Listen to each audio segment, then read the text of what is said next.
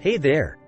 If you've ever found yourself mindlessly munching on a bag of chips while watching TV, or reaching for that tub of ice cream when you're feeling down, you're not alone. We've all been there. Eating is more than just a physical act. It's deeply intertwined with our emotions, thoughts, and behaviors. The mind-body connection. Let's start by acknowledging something fundamental. The connection between our minds and bodies is incredibly strong. The way we think, feel, and perceive the world around us can significantly impact our eating habits. Think about it. When you're stressed, you might crave comfort food. When you're happy, you might be more likely to indulge in a celebratory meal.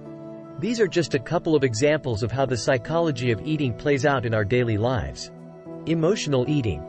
One of the most common ways our emotions influence our eating is through emotional eating. We've all been there, right? You've had a tough day at work, you're feeling overwhelmed, and suddenly you find yourself standing in front of the fridge, seeking solace in a tub of your favorite ice cream. Emotional eating is a coping mechanism for dealing with stress, sadness, anger, and other emotions. When we eat in response to our emotions, it's usually not because we're physically hungry. It's because we're trying to soothe our troubled minds. The pleasure we derive from comfort foods like chocolate, pizza, or cookies can temporarily alleviate our emotional distress, but it doesn't solve the underlying issues. In the long run, turning to food to cope with emotions can be a health risk. It can lead to overeating and, consequently, weight gain. It's essential to find healthier ways to manage our emotions, like exercise, meditation, or talking to a friend, to prevent emotional eating from taking a toll on our well-being. Mindless eating. Ever sat down with a bag of chips to watch your favorite TV show and realized, to your shock, that you finished the whole bag without even tasting a single chip? That's the phenomenon of mindless eating. Mindless eating occurs when we consume food without paying attention to what or how much we're eating. It's often influenced by our environment and can be triggered by boredom, distraction, or even the size of the serving dish. In a world where we're bombarded by distractions and busy schedules, mindless eating has become all too common. Mindless eating can be a health risk because it leads to overconsumption. When we don't pay attention to what we're eating, our brains don't register the fullness cues from our stomachs, causing us to eat more than we need. This overeating can lead to weight gain, obesity, and a range of health problems. The influence of external cues. Our environment and external cues also have a significant impact on what and how we eat.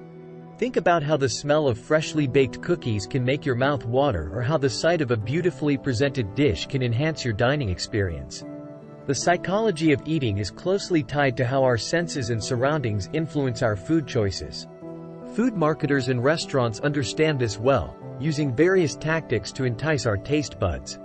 From the color of the plates to the music playing in the background, these external factors can influence our perception of food and how much we consume. The role of social and cultural factors.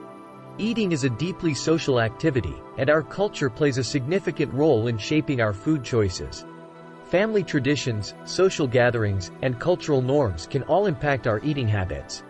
For example, in some cultures, it's common to celebrate special occasions with large, indulgent meals. In others, food is used to show love and care. While these traditions can be heartwarming and foster a sense of belonging, they can also contribute to overeating and unhealthy eating patterns. Our social circles also influence what we eat.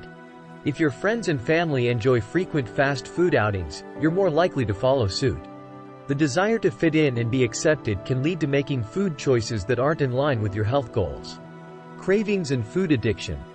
Cravings can be a significant player in the psychology of eating. We've all experienced those intense, nearly irresistible desires for specific foods. Cravings are not just about a lack of willpower.